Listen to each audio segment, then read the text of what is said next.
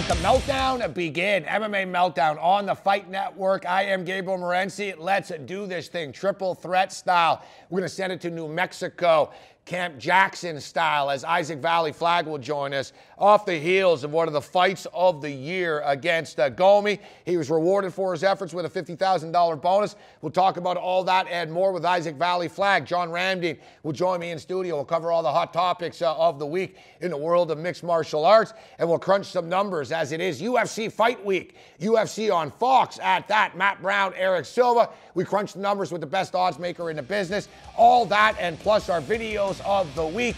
MMA Meltdown on the Fight Network.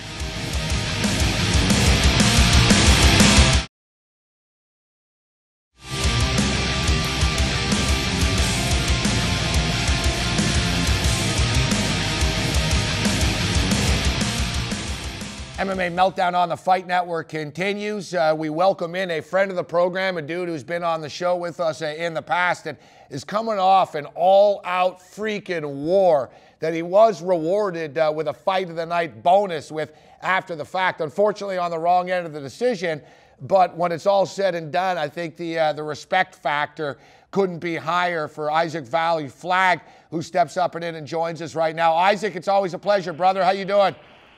I'm doing good, man. Just already starting to work some stuff back in the gym and doing good. Yes, I was going to ask you how you feel going through such a war like that. I imagine the body must have been aching at least for a couple of days after the fight. So, how long were you in pain for? The aches and pains after the tilt? Definitely, my body was definitely beat up for a few days. I was trying to do some things in Baltimore there, and I didn't really feel like walking around a whole bunch. The legs were sore, the body was sore. So it was, I definitely, the way my body felt was definitely like I had been in the Fight of the Night, so. One of the things that it's always struck me as bizarre is the after-fighter party. I'm thinking, even if the guy wins, man, really, I think the last place he wants to go to is the club an hour and a half after the fight, man. If you're not going to the hospital, you probably want to go back to your hotel and just go to sleep, man. But what's it like? I know about, getting hammered and getting beat up. I've done that before. So I know about waking up in the morning and going, oh, man, my nose is broken.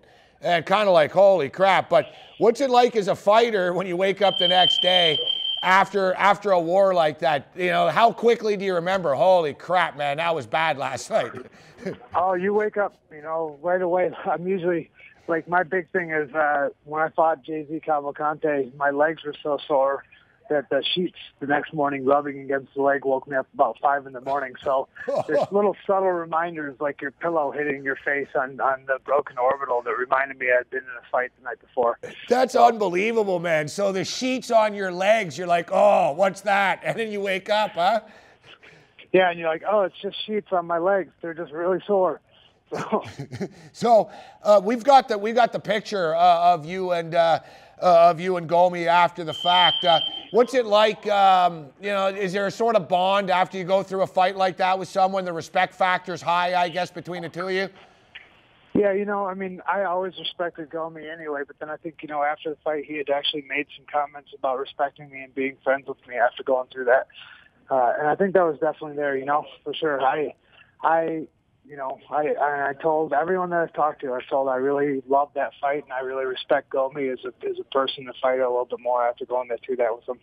I know you were disappointed in your previous fight before the Gomi fight, and you were dying to get back in the octagon, and I think that you proved a hell of a lot by doing that. How frustrating was it? I know you've never lost 2 fights in a row before, so it must be frustrating, but at the same point in time, wins and losses are important, Isaac, in your sport, but guys that get into fights like you did and handle yourself the way that you did after the fight also are almost winners as well. Was it bittersweet almost? Because as a fighter, I would imagine everybody would want that badge of honor, man. Yeah, I was in an all-out war in the UFC before, right? Yeah, and I do. I like having that badge of honor, and especially with who it was with, with Gomi.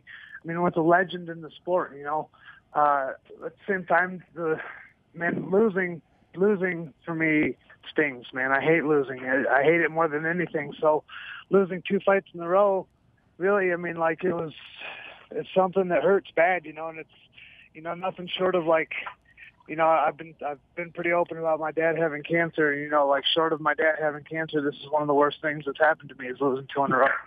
And I mean, that's not even, you know, it's not a joke. It's not like adding levity to the situation. It really hurts that bad. You know, I hate losing. Yeah, you know, and I ask you about it, and I hate doing it. You know, generally I don't like doing it, but you've been on the show before. You know, we've got a relationship, and I know how competitive you are, and I know how much it pissed you off, but it's a little bit different. You weren't happy with your performance, you know, against Silva. You know, you can't say, you know, you weren't perfect against Gomi, but you can't say, man, you know, it wasn't, you know, if you feel like you left something in there, then I understand the frustration. But I think you can keep your head up. Now, on a flip note here, and I know it's kind of a tough question, but how much did the big bonus sort of soften it? Did it soften it at all, you know, losing the fight? It did soften it, but it's still, you know, I'm a competitor, man. I hate losing. It's like, I'm not going to definitely turn the bonus down, but I would have taken the win over the bonus, you know.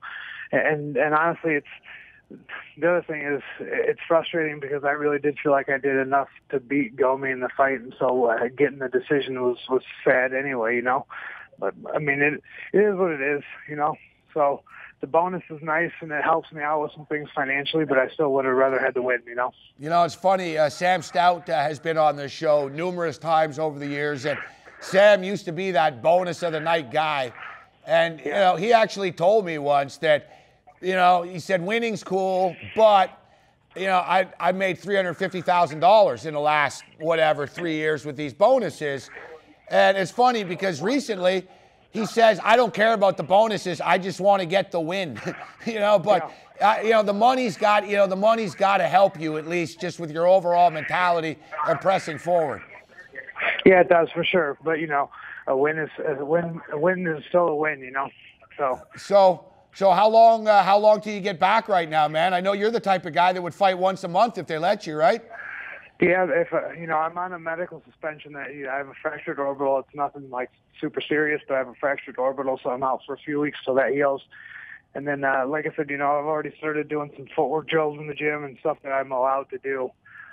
Well, stuff that isn't going to hurt my eye. I'll say that. I don't know if I'm allowed to do it yet, but you know, I'm practicing what I can, and I want to get back into it as soon as I can. You know, I love fighting. I love being in there, and I like making money at it too, you know, so. Isaac Vallie-Flagg kicking it with us. Last time you were on the show, I thought you were talking all kinds of smack, but it was actually Cub Swanson that hijacked the phone, man. Yeah, that was interesting. I was sitting there, I was in his gym, and I can hear him just talking all kinds of crap, and I was like, well, who's he talking to? And then I realized he had my phone. I was like, shit, that's my interview that he's doing right now. and, you know, we had Cub on eventually, and there was a little bit of miscommunication because I didn't know this, man. Cub's like rolling with high rollers at like $500 golf courses and stuff like that. He's like hiding in the bathroom, scared to get like a $100 fine at the clubhouse. Yeah, that day that he was supposed to talk to you, we were on a course that was a completely private course, and he didn't realize what it was. You know, like he thought he was going to be able to do the interview on the course, and we got there, and they're like, no cell phones on the course, and he's like, well, I got to do a phone interview. They're like, too bad, no phones on the course at all. You know, I was with him when that happened, and he was actually bummed out about it, you know. But at the same time, it's like, what are you going to do? Like that was the club rules, you know. So, you know, I don't. I'm pretty frustrated actually. I think Cub deserves a title shot. I guess it's inevitable if he wins again that he'll get that shot. I only bring this up because Mendez and Aldo was just announced, obviously, you know. Yeah. And, you know, I think Cub has fought tougher opponents, and I think he deserves that shot before Chad does, you know. I think Chad just recently said he fought some tougher guys, and I don't think that's true, you know. I think Cub was more active fighting tougher guys, and I think he deserves that shot. Isaac Vallie-Flagg kicking it with us. So you're in New Mexico, and am I wrong to assume, because I hate to believe everything we see on TV, especially a fictitious show, but I actually picture New Mexico like an episode of Breaking Bad. I picture, there's a bunch of potheads and dudes doing meth and a bunch of crazy gangsters and stuff. Like, the cops are crazy there. Seems like a crazy-ass place, man. There is some aspects of it that are still the Wild West. It's not like everything you see on Breaking Bad, but, unfortunately, there honestly is some problems with drugs here in the state, which suck, and it is in some ways somewhat the Wild West. That being said, it's a cool state, and there, it's not that dangerous because a lot of Hollywood movies are being shot here, and there's a lot of stuff. Yeah. There's actually a lot of the bigger blockbusters that you're seeing right now are being shot in New Mexico. So it's not that bad of a place. So as far as there's still some aspects of the Wild West. As far as the gym is concerned, is the gym in the middle of nowhere or is it downtown? Where is your guys' gym, anyways? No, we're between downtown and what's called the Heights area, and we're actually, it's like a kind of a warehouse district, not the greatest part of town, but it's where there's good real estate and a big chunk of real estate to put a gym on. Yeah. So, and when I see the footage of you guys running in the hills, it's right behind you, right? The mountains are, are right there. No, we're not that close. I wish we were. We're a little bit of a trip away. We're down more in town, So, but. I'm just picturing, as you said, not the best neighborhood. I'm just picturing someone trying to rob something from your guy's car when you come into the parking lot. Hey, what the hell's going on here? I had a guy pull a gun on me in the parking lot here one time. You had a guy pull a gun on you at the Jackson parking lot? Yeah, it was kind of amusing. So to me it was. How did it end? What happened? So I walked up and this guy, apparently I didn't turn fast enough, so he was giving me the middle finger, and I flipped him the bird back and went on about my business. I pulled in the parking lot, and this car comes screeching around the corner, and it's this guy, and him and his buddies get out, and they're like, well, what's up? Do you want to fight? And, me going to practice, I was like, sure, that's what I'm going to do right now. And I think he kind of put together where he was at after he looked at the sign, and he pulled a pistol on me. So... That's unbelievable, man. And I just tell you that it's one big Breaking Bad episode. You're like, no, it's not that bad. You're like, no, that guy pulled a piece on me. How stupid. Yeah, so. That's unbelievable, man. And like, the thing is, too, because you got to be a moron to pull a piece on a fighter out of a world-famous gym. But guys that are pulling guns, man, there's a lot of crazy people. You got to be real careful with these guys because they are psychos and they don't care about doing time. I wasn't too worried about him. I kept calling him names and kept going at him, and he eventually put his gun away and drove off. You're from Michigan. That the fight or flight kicked in, and I kept fighting, and he took the flight option. So. That's unbelievable, man. That's unbelievable. I guess you're from Michigan, man. You're used to people pulling pieces, but that's an unbelievable story, Isaac. Yeah, I guess so. I just, my body reacted, and I did whatever it was going to do. So I think I freaked out afterwards and cried. But during the time, I wasn't going to freak out. So, Uriah Faber told me a story about how he bumped into somebody, a little bit of a fender bender, and the guy got out and wanted to fight and was bigger than Uriah was. And he's which talking. Isn't hard to do. Yeah, he's talking crap about I'm going to kick your ass and all this type of stuff. And I guess cars started stopping and people were yelling, kick his ass, Faber. and he's like, are you one of them, they're UFC guys? And Faber's like, yep. And Buddy's like, hey, it's all good. Got back in his car. Nice. I figured I'd throw that in. So, hey, Isaac, it's great catching up with you, man. I'm glad that we took this weird spin down the road to get this story from you. But I can't wait to see you back in the cage. I always lay it down on you, man. I always tell people you gotta check this guy out. I'm playing fantasy MMA, and I took you in a fantasy league because you rack up the points. You're so freaking active in the octagon, man. I appreciate that, and like I said, I think I won that fight with Gomi. So whatever. But yeah, and judging, and like I said, I don't want to get you in trouble with the UFC, but as a betting man. The judging sucks. The judging sucks in the UFC. It just does. You've always got to hold your breath, man. I can't imagine what it's like standing there waiting for Buffer to announce the winner. Yeah, this one was a little bit nerve-wracking. It was really, what was funny about it is I heard the unanimous decision part, and I said, well, I didn't think I beat him that clearly. And then they went unanimous decision to Gomi. I was like, well, that's not how I had it, but oh well. So, yeah, what do you do? Because guys that bitch you after, it never comes across good, does it? That's the problem. Like, I find fighters can bitch, maybe the manager can bitch, but when the fighters bitch, it just comes across, you guys are in a tough spot. Because if it was me, I'd be grabbing the mic and saying, you know what, that's bullshit, man. I won the fight, you know?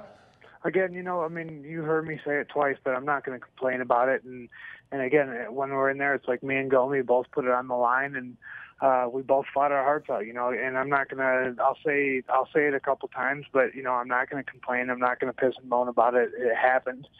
It is what it is, and I'm just glad that I'm glad that me and Gomi walked away from that with the war that we had and with the fight that people are going to look at for a while and think it was a great fight, I'd love to do it again with a guy. It was that kind of a fun fight where I would love to do it again with Gomi just because it was a close fight, and it was and it was fun. It really was, man. I love those fights. You saw us both smiling at each other in there.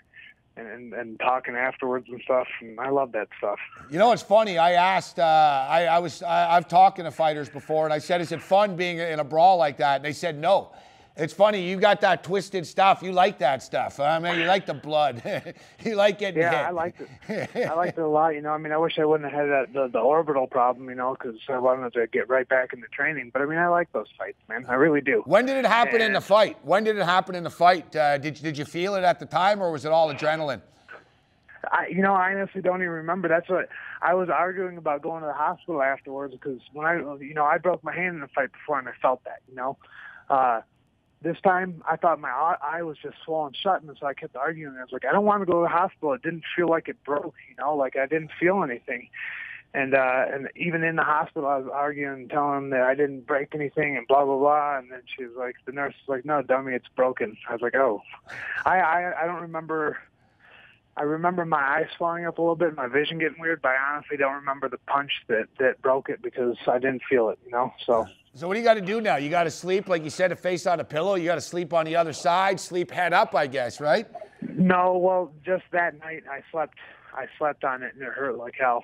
And I woke up and it was swollen back shut the next morning. But, now it's fine. I actually look like my regular old ugly self instead of, the elephant man ugly.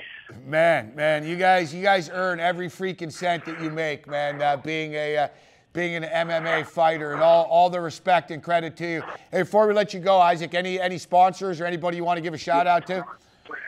I always want to give a shout out to my coaches and my team here at Jackson's, and there's a golf company, Powerbuilt Golf, that's been helping me out. Muscle Farm helped me out for this fight for sure.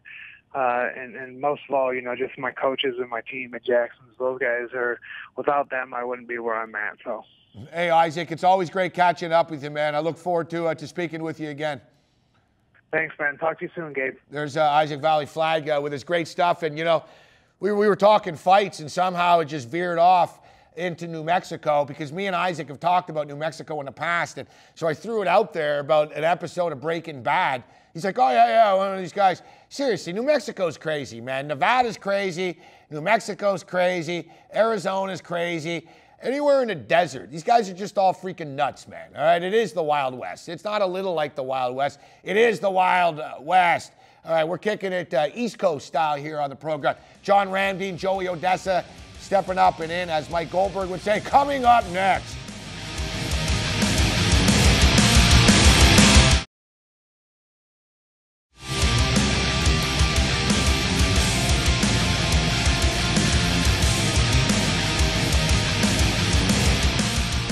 MMA Meltdown on the Fight Network continues. I am Gabriel Morency. We welcome John Ramdeen into the studio. And John, we just had Isaac Vallie-Flagg on the program, and I was talking to him about Albuquerque, New Mexico. And I said, I don't want to stereotype the place, but I imagine it being like full of gangsters and meth heads and carjackings and just all out craziness. He's like, no, kind of, but no. And then 30 seconds later, well, somebody did pull a gun on me in the parking lot of Greg Jackson's gym. You imagine, how crazy do you have to be? Wouldn't you put two and two together? This guy might be a fighter. we pull a gun on a guy in Greg Jackson's gym, but I told him, you got to be careful with this stuff. And fighters have been shot before because fighters think, hey, I'll kick the crap out of a dude. But if you're some gangster, you don't know who some fighter is, and you're just going to start capping the guy. Exactly. I mean, there's a story of Alex Gong, a kickboxer who was involved in some sort of road rage. Somebody cut him off, so he got out of his car, chased down the guy, and what happened? He was shot to death. So you just got to let it go sometimes. No, you know, you really do. Okay, so ton of stuff I want to get to here with you. Last week, you and I, John, discussed Tito Ortiz being erased from the UFC history books. His wins don't exist. It's like he's never there. Well, suddenly, this might get you fired up. Suddenly, Mr. Nathan Diaz is not in the UFC rankings. Now, people can say, well, it's because he's been inactive. But no, I've said this before. I think the UFC rankings are a pile of crap, and they're not worth, you know, they're worth what this paper's worth. The UFC rankings were just a ploy to shut the UFC, the MMA media up and make a bunch of media types that nobody gives a crap about feel important, so they have a UFC vote. And it also censors the media a little bit in the sense, because if you got some kid that works for some MMA website and he's got a vote, he's never going to say what he really thinks, anything critical about the company, because, dear God, I don't want to lose the vote. I don't have a vote, I don't need a vote, and I don't want a vote. So the UFC rankings, John, they say, well, he's inactive, but the rule is inactive for a year. So TJ Grant is off the rankings. That's insane. But the fact that they've decided to pull Nathan Diaz and TJ Grant makes absolutely no sense. If I'm Nathan Diaz, I'm furious about this. And I mean, you just look at the situation that Nathan Diaz is in. You look at the entire Cesar Gracie camp. Gilbert Melendez was already on his way to Bellator. Then the UFC's like, whoa, whoa, whoa, This guy's a commodity. Nick Diaz is like, no, I don't want any part of this. The whole Nathan Diaz pay fiasco. Jake Shields and then fired. Jake Shields fired from the organization. So, I mean, they've been very vocal about the fact that Cesar Gracie is a team, it's a family environment, and I wouldn't be surprised. So this is office politics going on. You don't believe that it's because he's only been inactive for like 6 months too, and not even a year. And if we're going to play this inactive card, how come Dominic Cruz is still listed in the rankings? I know. The guy's ain't fought since 1994. I know. I agree. And the thing is, we shouldn't pick on Dominic Cruz because very talented guy. We love him. We want to see him compete again. But, you know, there's a standard. There's a precedent that has been set. And if you're going to, number one, Dominic Cruz was still the champion after being away from the sport for 2 years. And now he hasn't been active. And he's decided, you know what? How many interim fights did Brow win? 4? Yeah, I know. 5? And if we're going to get all technical about this when inactive, Cain Velasquez has been inactive. I think it'd be a year plus. So suddenly, is he off the rankings? Actually, no. He fought Junior Dos Santos in October. By the time he gets back It'll be November. And they say, who knows, that he might not even be ready for November. Well, yeah. As a betting man, I'm not ready to bet that this fight takes place in mid-November in Mexico City, John. Yeah. And what happens if it doesn't happen? Does the UFC strip him of his title? Of course they won't. Of course they won't. Although, I think it's actually a problem. I've said this before, and people are like, you're an idiot. If you get injured, it's not your fault. But we've seen a pattern of guys getting the belt and hoarding the belt. I'm not 100%. You know, I knew this was going to happen with Anthony Pettis, and it is happening with Anthony Pettis. Johnny Hendrix. What's the first thing Hendrix did when he won? I need some time off. You know, I'm a little bit banged up. I understand guys are banged up, but I think if you don't defend the belt within a year, tough. You lose the belt, in my opinion. And it doesn't mean I don't think Dominic Cruz is a great fighter or the Cain Velasquez, but you got to be able to defend the damn belt, John. You know, if you're never fighting, we got a problem here. But, you know, it's politics. But and then poor Diaz, he's getting punked and trolled by the punk Thompson, who claims that his cell phone got hacked or stolen. So how does this make sense, though, John? So let's just say that Josh Thompson's phone was stolen from his car. Yeah. So you're just some street thug. Yeah. You steal it. So the first thing that you're going to do with the phone is start talking smack to Diaz. So some thief just figured, all right, let's just talk. Some random thief steals this phone and just happens to be an MMA fan and is up on the MMA news and knows that there's some sort of beef. I kicked your brother's ass. Like, no, someone stole my phone. Like, at this point, you're better off saying, one of my friends was talking smack. Yeah, exactly. When I wasn't happy with this. But somebody stole my phone and then tweeted smack talk. It's actually so stupid, it's funny. I love Diaz's response on Twitter. He said, why don't you man up and admit that you got all liquored up, talked shit, and won't own up to it? Yeah. And it's just so funny. There's so many of these dumb stories that we could get to, but Glory, once again, delivering the goods, man. Again, just highlight reel, crazy-ass knockouts, man. Yeah, I mean, that's, you know, it started with K1 because you've seen a lot of these guys. Pat Barry was a K1 guy. Anderson Braddock Silva, Sergey Haratonov. I mean, we're going to see Daniel Guida in the future, but these guys are all exciting fighters. K1 was built on the heavyweights, and since you know, K1 had to go through a restructuring phase, now Glory's kind of picked up all these guys, and they've really picked up where K1 left off. I mean, you know, Tyrone Spong injuring his leg against Gokhan Saki. It's just some great storylines, and when you have heavyweights that know how to kick and punch, you are going to get entertainment from top to bottom. All you have to do is look at that first round between Anderson Braddock Silva and Sergey Haratonov. He dropped him. Then Duke Rufus said, I hope Silva realizes he's in Denver, the Mile High City altitude. Sure enough, the Brazilians' gas tank started going down. That's crazy that they put heavyweights in Denver, because the UFC learned their lesson about never doing that again. But you're right about the athleticism of the guys in Glory. Yeah. It's amazing. Like, you know, way better athletes than some of the UFC heavyweights. I don't say that disparaging, like, oh, the UFC heavyweights suck.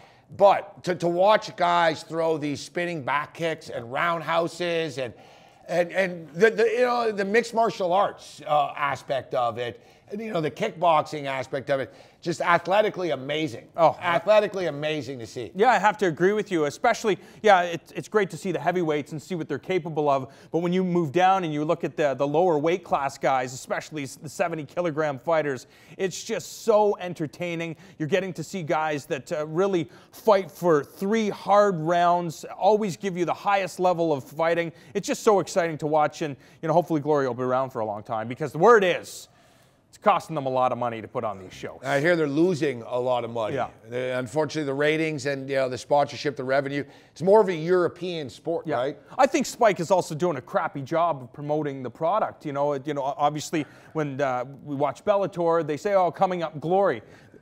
They don't explain what it is. They don't really give the fans a taste. I agree with you. I don't know why they have such a great product, because I actually found that the production is pretty good. Yeah. The actual production is pretty good when you watch a Glory card, but you're right. Why don't they push you? I mean, they push Bar Rescue more than they do Glory. Yeah. Like, I don't get it. So, am I right in assuming that you like Matt Brown? He seems like the type of fighter that you would like. No frills, no crap. He doesn't sell the sizzle.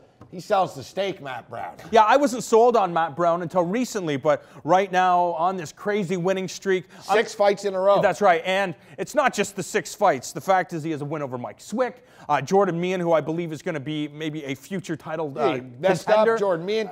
Mike Pyle's a tough-ass dude to finish. That is where I was a believer. As soon as he was able to finish Mike Pyle, I knew that Matt Brown was a legit guy, but I have to. My guy is Erik Silva in this fight. Really? I love him. He's super athletic. He's the underdog. Matt Brown's a minus 215 favorite. I'm not surprised, because, you know, the one thing we've seen about Erik Silva is that he tends to be reckless. He goes out there over aggressive, and I think that's where Matt Brown can capitalize. But I think Matt Brown can bully Erik Silva. I legitimately do, because I don't think Matt Brown will be intimidated by Silva's by Silva's striking power, but I am a little bit concerned about the long layoff for Matt Brown. Yeah, and he also coming off his surgeries. Yeah, I understand that, but I think for Erik Silva, I think one area he might want to exploit. Sure, I'm sure he's willing to stand and trade with Matt Brown. I'm sure he's confident that he'd be able to knock this guy out. But Matt Brown has something like 9 submission losses on his resume. Yeah. Erik Silva trains at the X Gym with Jacare,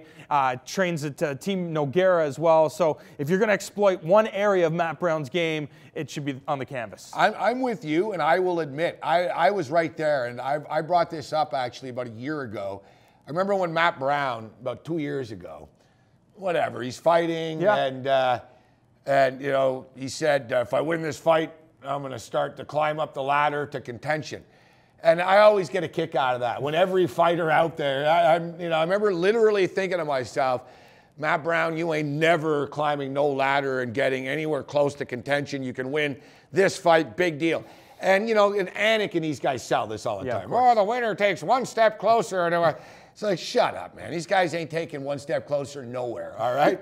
Yet, he's the one guy that's been a long-time journeyman. Come on. Yeah. Come on. 2 years ago, if you would have said that Matt Brown's going to win 6 fights in a row and will be in the conversation of Carlos Condit and George St. Pierre and Johnny Hendrix. I didn't buy it. Fast forward. No, Robbie Lawler just fought for a belt. Why can't Matt Brown?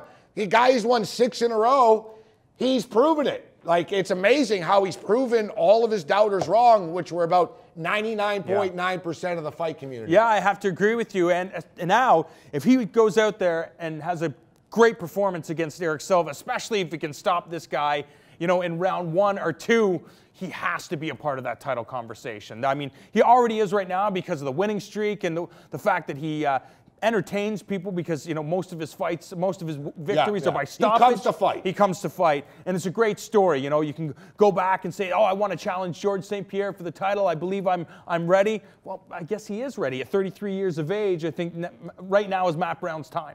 All right, John Ramdine of the Fight Network. And before we wrap it up quickly here, you and Robin Black had the opportunity to sit down with one of the funniest men in show business in Russell Peters. Extremely funny guy who's a huge fight fan. And I actually met Russell before at a fight in Las Vegas, Nevada. He puts his money where his mouth is. He goes to all the big fights. Yeah, it's true. And he's a huge supporter of Fight Network. He's been in this game for a long time, did some boxing, did some jiu-jitsu in the past, trained with Carlos Newton. Just a great guy. And it's amazing to have a guy like Russell Peters, that big of a star, support combat sports. I think he might sway some people. And check it out in the coming days and in the next week. Russell Peters on the Fight Network. MMA Meltdown continues.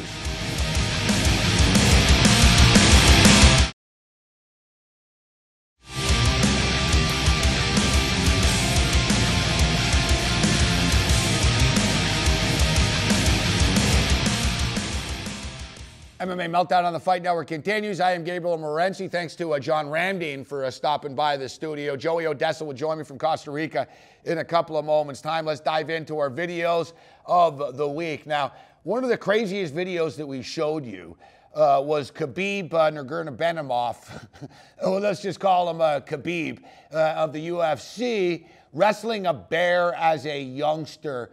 And not just wrestling a bear, for kicks, but really, really going at it with the bear.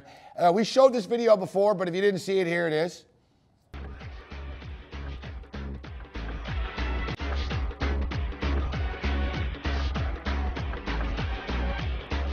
When I was 9 years old, I was catching pop flies in the park. This guy's wrestling bears.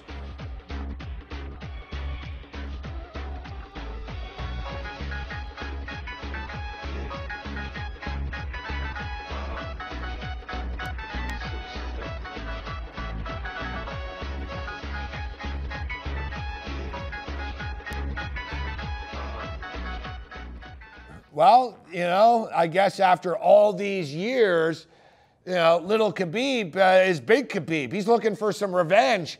He goes back to take on this bear.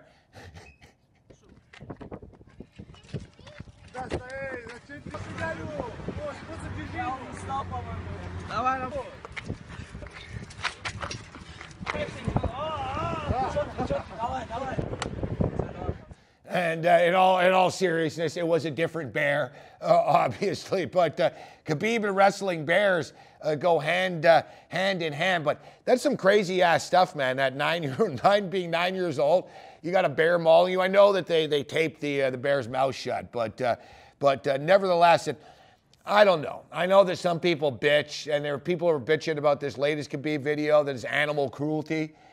I don't really think it's animal cruelty. And I'm a big animal lover, but I don't got a problem. The bear can handle wrestling with Khabib a little bit. Now, this next video, this might catch on as the next move.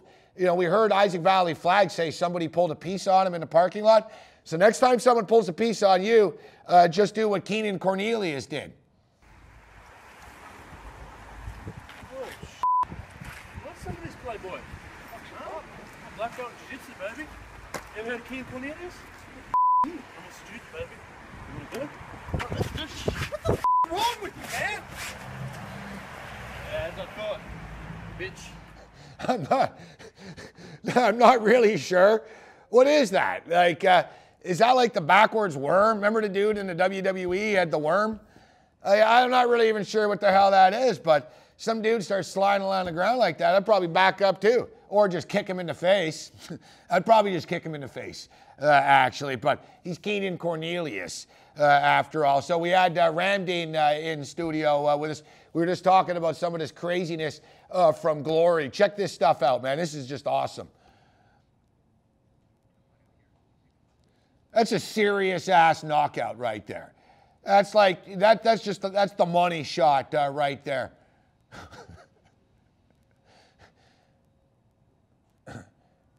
If you're missing out on this Glory, check it out, guys. I'm telling you, I'm not trying to steal any fans away from the UFC or anything like that. Love it all, love it all. But if you're missing out, you're thinking, I'm not a kickboxing guy, you're missing out on this Glory kickboxing. It's great stuff. If you like boxing and you like MMA, you're gonna love Glory. MMA Meltdown on the Fight Network continues. Let's do some gambling. Joey Odessa is gonna join us.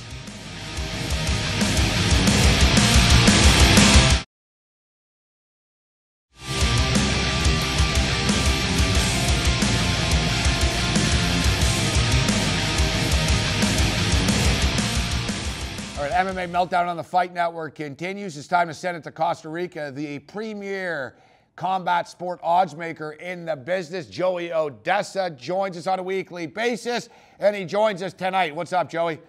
What's going on, G? We're doing all right, Joey. We're doing all right. It's nice to have a UFC card back after a week off last week. There was Bellator last week. There's Bellator this week, actually, in our backyard here in Toronto, Joey, at Casino Rama.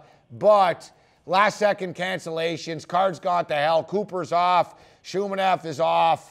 So we're going to focus in on the UFC on Fox as Matt Brown is back, Joey. Six-fight win streak on the line. He comes back against Erik Silva. But I tell you what, it's a pretty good card, isn't it, Joey? I'm not going to use the word fun, but let's say it could be an entertaining night of fights all the way from the first fights of the night through the prelims. I mean, Ed Herman and Rafael Natal, not a bad prelim fight right there, Joey. Eddie Wineland and Eduardo, decent fight for the prelims. But the main card's pretty damn good on Saturday. Yeah, I mean, top to bottom, I mean, these are all competitive bouts. Not a lot of really big favorites. I mean, the highest favorite on the card is Eddie Wineland, and he's only just above 4-1 favorite. Yeah, we got Eddie Wineland, 450 or so. Cabral is a favorite against Zach Cummings. Natal is a small favorite against Ed Herman, but we can't focus in on all the fights here. So let's sort of blast through the main card here. Chris Carousel and Smoka. Joy, what do you think of the Hawaiian kid, Smoka? You know, a lot of people got a lot of faith in him, but I think I like Chris here. I mean, you're seeing a lot of these guys with these fancy records get beat lately. You know, they're putting them in with veterans, and Carousel, I think, is pretty good. I mean, what he's 16-5. He's got 3-4 times as many bouts as this kid. Yeah, and he's fought some tough guys. I think the experience factor could be a difference in that one. You know, what's the deal with this new heavyweight, Joey? What, the South African guy, Potts? You know, I tell you what, So is tough, but and then he knocks everybody out. But this kid's been in with some good guys. You know, for South Africa, he's been in with some decent guys, and he did avenge his only loss, you know, recently. So I think that I think that it's a dog or pass there for me. I mean, if Silva hits him, it probably put him to sleep, like most of the guys he fights. But I don't, I wouldn't lay a price on him. No, there's, it's minus 220 though, Joey. I mean, you got to wonder. I mean, the guy's never fought outside of South Africa before. Now he's fighting on Fox TV in the United States on the main card. There's a lot of pressure, and seems like this pressure does get to fighters. Oh, no doubt. I mean, there's, the beginning octagon jitters, they call him, but he's tough. I mean, they brought him up, and they're looking to, the UFC was talking about it, expanding down to South Africa. So this is maybe their first, getting their feet wet. We had Darren Cruikshank on the show a couple of weeks ago, Joey, and he's really excited for this fight against Erik Koch. I'm excited. I know you hate the word fun, and it's amazing. The word fun's everywhere now, Joey. Dana White's using it all the time. What a fun fight, and media guys are using it. You must be going crazy. Oh, it's like the word overrated. I just don't use the word overrated because everybody says it. I mean, look at Floyd this week. He can't do anything right. Floyd Mayweather. He went to the fight against the guy everybody says is going to beat him, and now he's overrated again. I can't win. Yeah, well, what's not overrated is the fact that Floyd made $32 million and expecting to make another 38 with the pay-per-view sales. Erik Koch got beat up pretty good against against Poirier. They had that rivalry. And Lamas as well. Some of the shine has to be taken off this guy. It seems stylistically that Cruikshank is a good matchup in that he's going to stand there. He's going to stand there. But I'm not laying minus 320 here, Joey. I'm surprised about this number. You're an odds maker. What's the deal? How come Erik Koch is such a big favorite? He's got a big following. I mean, Darren is, and they almost have identical records. That's the funny thing. I mean, Darren's coming off a win against Mike Rio. You know what I mean? They both had their loss, prior to that. And Darren beat Edwards, beat him by split decision, but I thought he won all three. Not to mention, Joey, Erik Koch's going up to $155 for the first time. Yeah, I mean, you're not going to see me lay the price on Koch. I like Darren, and it's not because he was on the show. I just think that, I just think he's got a shot to win the fight. As far as underdogs are concerned, Philippou is an underdog against Larkin. Larkin's lost a couple of times, Joey, but he's lost to, Carmel's a tough guy. Carmel's no clown. He's a big dude. You look at Larkin, he's got wins against some good people. I mean, he beat Robbie Lawler. Getting Philippou here, I'll lay the price. I'll take the favorite here, Joey. I agree with you.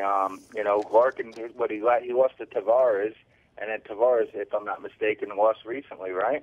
Yeah, exactly. But prior to that, he beat. Tavares. Tavares a tough guy, exactly. And we bet against Tavares in his last fight. It's hard to keep up with all these fights when they're all fighting each other, but we bet against Tavares last time around. But no shame in losing to Tavares. Yeah, no, I mean the same with Philippou. He lost to Luke Rockhold. What are you going to say? Yeah, and Carmel. And Carmel in Montreal, in Carmel's backyard, right? Yeah. But he's going to win over Boach. He beat the Ultimate Fighter kid, that Court McGee, a while back. Yeah, but what was the deal with Philippou? Why did he leave the gym? You had Chris. Was it because Chris Weidman was getting all the time there? He didn't like the fact that our boy Vellante was getting time in the gym. That was kind of strange, wasn't it? And he hasn't won since. Yeah, no, he's 0-2 since going back to December 2012. So it's not that long, but he's on a 2-fight losing streak. I like Larkin here. I just think he matches up well with him. And now we get into Matt Brown and Erik Silva. Erik Silva's lost to guys with experience, and guys that have been around, crafty fighters like John Fitch did to him. I like Matt Brown in this fight, Joey, but I'm just a little bit worried. I'm always weary betting on fighters coming off of a layoff, and specifically coming off of a surgery with a layoff. But man, Matt Brown was looking so good. Poor guy. What a horrible time for him to get hurt when he had that big Carlos Condit fight coming up. I don't want to bet against Matt Brown, Joey, so I don't know. I mean, I'm going to take Matt Brown. The only question is whether I load up on him or not. Yeah, I'm on the same boat as you again with Matt Brown. I mean, this is in Ohio, too. Brown's from Ohio. Got Silva coming up from Brazil. And, it's not so much about, who he beat. I mean, who Erik Silva had lost to, rather. I mean, he lost to the Korean kid, Kim, and he lost to Fitch, who hasn't looked, super impressive. And he lost, at that one disqualification a while back that he was crushing the kid in. But look who he beat. He beat Charlie Brenneman. He beat Jason High. And then he beat Sato. I mean, in Brazil, too, Joey, in Brazil. And I don't mean to cut you off, but we only got about 30 seconds here. But it's a great point that you raise. We often look at a guy's record. Who did he lose to? I think it's important to see who he's beaten. Meanwhile, you look at the murderer's row of great fighters. Not great fighters, but elite, veteran, tough guys. Mike Pyle, Mike Swick. These guys are guys that have been around, Joey. You can't discount that. The guys that Matt Brown's been in there with. And Brown's never been knocked out, so he's been subbed before. So I mean, Silva's got his hands full. I mean, Brown might take him deep, and I think that I think it's Brown or pass. I mean, Silva's been Silva's lost by KO before. Dong Hyun Kim, the Korean kid, knocked him out. Yep.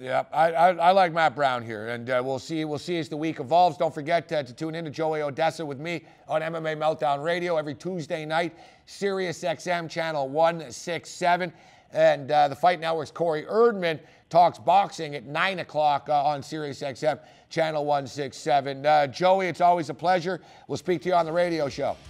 All right, have a good one, Jay. There's Joey Odessa with us, MMA Meltdown on the Fight Network. Continues.